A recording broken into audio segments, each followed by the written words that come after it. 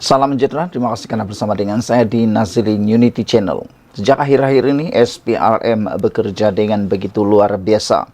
Itulah yang dinamakan memerangi rasuah di bawah pimpinan Anwar Ibrahim. Jadi kalau ada orang kata Anwar Ibrahim tak serius dalam SPRM atau dalam menangani rasuah, Anda semua silap dan itu satu fitnah. Anwar Ibrahim memerangi rasuah sehabis-habisnya. Hari ini kita dikejutkan satu lagi penahanan oleh SPRM, satu individu yang paling mengejutkan kita. Ketua Penolong Pengarah Badan Berkanun ditahan dalam kes rasuah Projek Lebuh Raya. Wah, ini memang luar biasa hebat dan Anda pasti tidak menyangka siapa dalangnya, siapa orangnya. Ketua Penolong Pengarah Badan Berkanun ditahan dalam kes rasuah Projek Lebuh Raya. Siasatan kes rasuah berkaitan Projek Lebuh Raya di Lembah Kelang membawa kepada penahanan seorang lagi suspek membabitkan Ketua Penolong Pengarah di sebuah badan berkanun malam tadi. Lelaki berusia lingkungan 40-an itu ditahan di Ibu Pejabat SPRM di Putrajaya kira-kira jam 10 malam. Selepas dipercayai turut menerima rasuah lebih Rp146.000 daripada satu syarikat sebagai dorongan mendapatkan kerja-kerja projek Lebuh Raya di Lembah Kelang bernilai Rp1 bilion Malaysia. Menurut sumber, suspek dibawa ke Mahkamah Magistrat Putrajaya hari ini sebelum Magistrat Nazirah Adlin Ahmad Khairul Razi membenarkan lelaki itu ditahan reman selama 4 hari sehingga Isnin depan. Suspek dipercayai menerima wang rasuah daripada satu syarikat sebagai balasan bagi mendapat kontrak kerja membabitkan pembinaan sebuah lebuh raya katanya. Magistrat Nazirah Adlin turut membenarkan permohonan SPRM menyambung reman 4 lagi suspek termasuk seorang ketua pegawai eksekutif CEO syarikat konsesi Lebuh Raya sehingga 2 Julai. Selasa lalu, SPRM dilapor menahan reman 3 pegawai syarikat konsesi Lebuh Raya, termasuk seorang CEO bergelar Datuk selama 4 hari.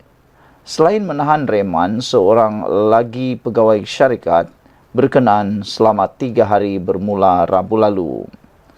Semua suspek dipercayai meminta dan menerima rasuah daripada syarikat-syarikat yang mengambil alih kerja di 2 projek pembinaan Lebuh Raya di Lembah Kelang dan masing-masing bernilai lebih Rp1 bilion dan kira-kira 670 juta. Sementara itu, Timbalan Ketua Pesuruhjaya Operasi SPRM, Datuk Seri Ahmad Kushairi Yahya ketika dihubungi mengesahkan perkembangan reman ke atas semua 5 suspek itu. Kes disiasat di bawah Seksyen 16 dalam kurungan E Akta SPRM 2009. Ketua Pengarah Badan Berkanun ditahan dalam kes rasuah Projek Lebuh Raya. Sekian dulu, kita jumpa lagi. Bye-bye. Salam sejahtera, terima kasih kerana bersama dengan saya. Kenyataan Naib Presiden PAS, Datuk Muhammad Amar Abdullah, sangat-sangat mengecewakan, kata netizen. Ini apabila Naib Presiden PAS ini mengatakan, pembangunan bukan tanggungjawab wakil rakyat, tapi kerajaan pusat. Ini betul-betul mengecewakan. Kata netizen, jadi kalau macam begitu, apa tugas wakil rakyat? Apa tugas wakil rakyat di kerajaan negeri itu? Takkanlah tidur bangun saja kerja mereka, kata netizen. Anda dibayar gaji untuk mencari pembangunan pelaburan untuk memajukan kawasan tersebut.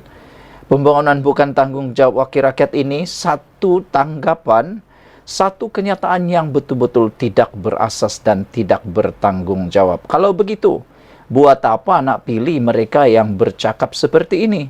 Bukankah pembangunan di kawasan itu tanggungjawab sendiri? Kerajaan pusat hanya dapat membantu, bukan terbalik. Naib Presiden PAS, Datuk Muhammad Amar Abdullah berkata, apabila pembangkang menjadi wakil rakyat, tidak bermakna pembangunan di kawasan itu akan tersekat. Ini kerana baginya, projek memajukan sesuatu kawasan adalah tugas kerajaan pusat, bukan wakil rakyat. Kenyataan beliau ini menimbulkan tanda tanya, menimbulkan kemarahan kepada netizen, sehingga beliau diserang dengan mesej bertubi-tubi daripada komen netizen. Mereka kata, inilah orang yang tidak bertanggung jawab, sudah menang, sudah jadi wakil rakyat, salahkan pula kerajaan pusat. Jadi nak tuding orang lain, tuding diri sendiri dulu, kata mereka. Beliau berkata, kerajaan mungkin boleh menyekat peruntukan peribadi wakil rakyat, tetapi projek pembangunan dalam setiap kawasan menjadi tanggungjawab pusat. Peruntukan peribadi untuk wakil rakyat pembangkang mungkin boleh ditahan, tapi projek-projek pembangunan dalam kawasan itu tanggungjawab kerajaan pusat dan bukan wakil rakyat, katanya. Tak bermakna pembangkang jadi wakil rakyat, pembangunan akan tersekat, katanya kepada pemberita hari ini. Beliau memberi contoh kawasan dimenangi DAP sewaktu parti itu menjadi pembangkang. Menurutnya, kawasan ditadbir DAP semuanya maju dan membangun. Yang ini paling lucu lah kan. Dia cuba mengenakan DAP, cuba mengenakan kerajaan, cuba nak mengecam, nak menyindir Anwar Ibrahim, nak mendapatkan undi daripada rakyat. Tetapi sebenarnya perbuatan beliau mengiktiraf DAP sebagai pentadbir yang baik, memajukan kawasan walaupun pembangkang, itu secara tidak langsung menyebabkan mereka atau dia mengiktiraf DAP. Kerana selama ini PAS adalah PAS ialah kerajaan, beliau ialah PAS adalah pembangkang. Selama ini mereka pembangkang di Kelantan dan negeri-negeri lain, tapi nampaknya pembangunan sangat perlahan di negeri itu. Jadi maknanya DAP itu lebih baik mentadbir daripada PAS. Dapatlah ketahuan di sana. Inilah, berucap pun tak fikir-fikir dulu sehingga memakan diri sendiri. Kata beliau, dulu DAP menang di Ceras, Seputih, Batu Bukit Bintang, malah semua kawasan itu maju dan membangun walau dikuasai DAP sejak dulu dan sebelum ini adalah pembangkang. Itulah maknanya. Walaupun kamu pembangkang, kalau kamu adalah pemerintah yang berkualiti, kamu ialah pentadbir wakil rakyat yang berkualiti, kawasan itu boleh maju. Walaupun kamu ialah kerajaan, kalau anda adalah wakil rakyat yang tidak bertanggungjawab, tiada kualiti, tiadalah apa-apa akan berlaku di kawasan itu. Kata netizen, itulah sebabnya PAS ni tak maju-maju. Pemikiran atau mentaliti mereka, katanya mentaliti masih kelas yang ketiga. Banding dengan pemerintahan daripada DAP, kata mereka, tengoklah, walaupun mereka pembangkang, tapi kawasan Ceras, Seputih, Bukit Bintang boleh maju. Sebab dibawa oleh kepintaran kepimpinan tersebut. Jadi apabila pendapat anda semua, adakah pada pendapat anda juga bahawa kenyataan oleh Naib Presiden PAS ini sendiri makan diri, cuba nak kecam orang, sendiri kena. Sekian dulu, kita jumpa lagi. Tinggalkan komen. Bye-bye. Salam sejahtera. Beberapa hari yang lepas, isu tentang gaji dan pencen para ahli parlimen dan ADUN, Ahli Dewan Undangan Negeri, hangat diperkatakan di seluruh Malaysia, terutamanya para penganalisis politik, pengikut-pengikut politik dan juga pemerhati politik. Para penggemar politik sangat mahu tahu berapakah jumlah pencen ahli parlimen dan ahli Dewan Undangan Negeri. Mereka juga sebenarnya nak tahu berapa bilangan pencen yang boleh diperoleh oleh ahli-ahli politik Malaysia ini. Nampaknya selepas didedahkan dalam interaktif Malaysia kini, didapati bahawa jumlah pencen yang boleh diperoleh oleh politician Malaysia ini termasuklah ahli parlimen dan juga ahli Dewan Undangan Negeri, adalah sangat lumayan. Ada yang boleh dapat sehingga 2 jenis pencen. Ada juga yang dapat 1 jenis pencen, ada yang dapat pencen sehingga Rp40.000 sebulan, dan ada juga serendah Rp9.000 sebulan. Yang agak menjadi buah mulut netizen dan juga rakyat Malaysia ialah betapa singkatnya mereka boleh mendapatkan pencen tersebut. Ini apabila ada beberapa orang ahli parlimen dan ahli Dewan Undangan Negeri yang hanya berkhidmat sebagai adun atau ahli parlimen tidak sampai 5 tahun tetapi layak diberikan pencen. Apabila itu berlaku, mereka, netizen, membandingkan pendapatan ataupun pencen ahli-ahli politik ini dengan orang-orang yang bekerja. Kebanyakan mereka kata, kalau seorang pejabat awam bekerja berpuluh tahun baru dapat pencen, tapi dibanding dengan ahli politik yang bekerja hanya sekitar 5 tahun sudah layak dapat pencen lebih besar daripada pejabat awam. Mereka bertanya, bukankah ahli politik juga boleh dianggap sebagai pejabat awam? Mengapa mereka harus dapat bayaran yang begitu besar dan ada pula yang dapat sehingga 2 jenis pencen?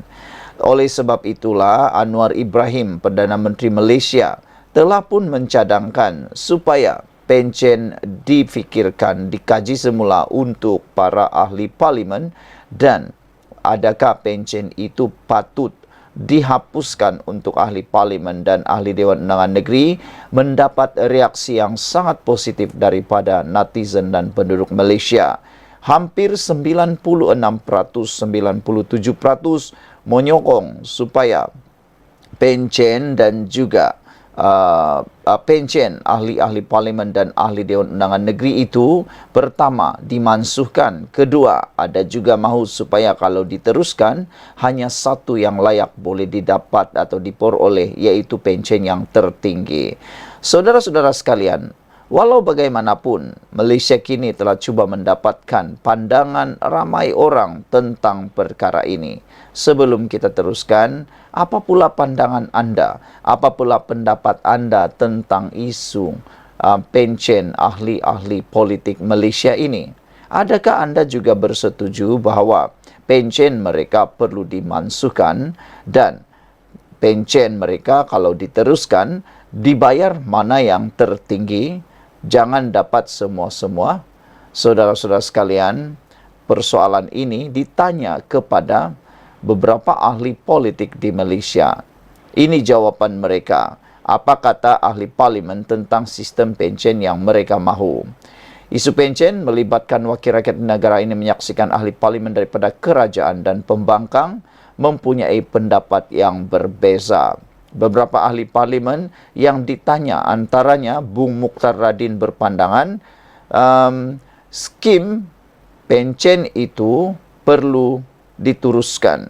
Kata Bung Mukhtar, kerana ahli parlimen dan juga ahli Dewan Undangan Negeri berhak untuk menerimanya. Jadi Bung Mukhtar mahu supaya ia dikekalkan. Kata Bung Mukhtar, alasan beliau, khidmat seorang wakil rakyat sememangnya bukan mudah. Saudara, ada netizen menjawab apa yang dikatakan oleh Bung Mukhtar ini. Kata mereka, memanglah bukan mudah jadi wakil rakyat. Khidmat wakil rakyat ini tidak ada waktu, kata Bung Mukhtar. Siang atau tengah malam bila rakyat memerlukan perkhidmatan, wakil rakyat perlu berkhidmat dan ini berbeza dengan kerja seorang guru, kata Bung Mukhtar. Guru ni dia bekerja kepada bergantung kepada kerja jam. Mula kerja jam 7 pagi mungkin berakhir 5 petang dan selepas itu mereka bebas dengan aktiviti mereka, kata Bung Mukhtar.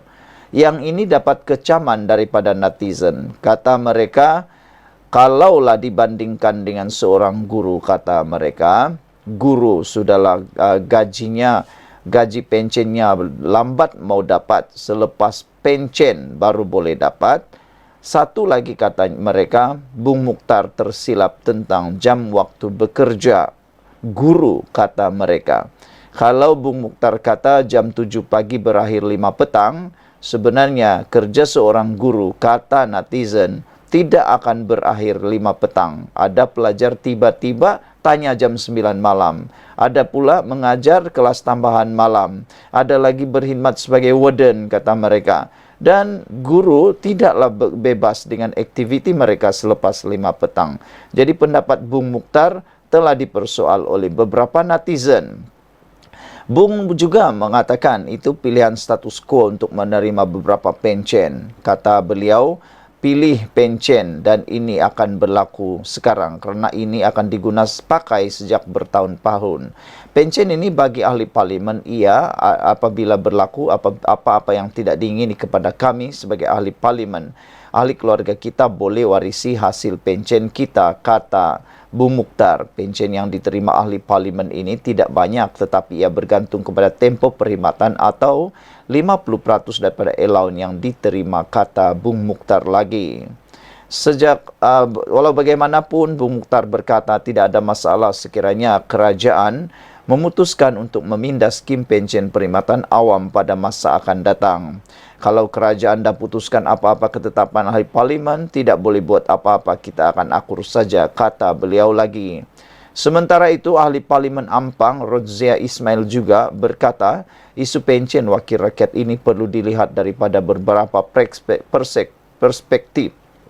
Sebenarnya, ada di kalangan kami ini, wakil rakyat ini bekerja profesional, gaji yang jauh lebih besar, katanya. Tapi kita berkorban dan sebagian daripada kita punya khidmat kepada negara. Kita terpaksa tinggalkan jawatan kita ataupun gaji besar yang kita peroleh yang mungkin jauh lebih berbeza dari dulu. Jadi itu satu perspektif, katanya. Pada saya apa yang sedia ada ini mencukupi, tetapi kemungkinan besar ada juga ahli parlimen yang kadang-kadang dia telah melalui banyak peringkat. Kemungkinan besar dia bermula dengan adun dan kemudian jadi exco kerajaan. Selepas itu dia ke parlimen. Maknanya hayat dia berkhidmat kepada parlimen itu panjang. Jadi itu mungkin kita boleh semak. Ada bertindan kerana diberi pencen kepada setiap penjawat awam, kata beliau lagi. Saudara-saudara sekalian, beberapa lagi komen daripada ahli-ahli parlimen juga diperoleh. Ahli Parlimen Kubang Krian Tuan Ibrahim Tuan Man secara peribadi lebih selesa untuk hanya menerima satu pencen sahaja, walaupun dia boleh menerima beberapa pencen melalui jawatan yang dipegang di peringkat persekutuan dan negeri. Kata beliau, dia setuju untuk satu pencen sahaja dan kita akui bahawa sesetengah penjawat awam terutama jawatan politik dia ada beberapa pencen yang bertindan 2 atau 3 pencen untuk seorang. Jadi saya fikir saya setuju perkara ini perlu diselaraskan, katanya, biar wujud satu pencen tertinggi sahaja di antara 3 atau 4 pencen yang diperoleh. Pilih satu yang tertinggi, kata Tuan Ibrahim Tuan Man. Saudara, ada lagi pilih perkara betul bukan yang disukai. Manakala beberapa ahli parlimen muda yang dilantik mewakili parlimen masing-masing sangat bersetuju dengan cadangan pencen digantikan dengan KWSP.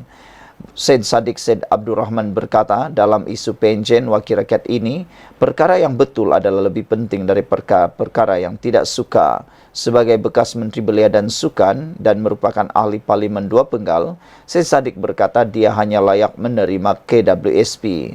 Saya berasal daripada keluarga penjawat awam dan saya nampak mak saya dan rakan-rakan sejawatnya iaitu guru mengabdikan 40 tahun daripada hayat mereka sebelum layak menerima pencen. Ia bukan saja tidak betul tetapi secara moralnya juga salah apabila seseorang itu dipilih dan layak menerima pencen seumur hidup yang nilainya berpuluh ribu ringgit.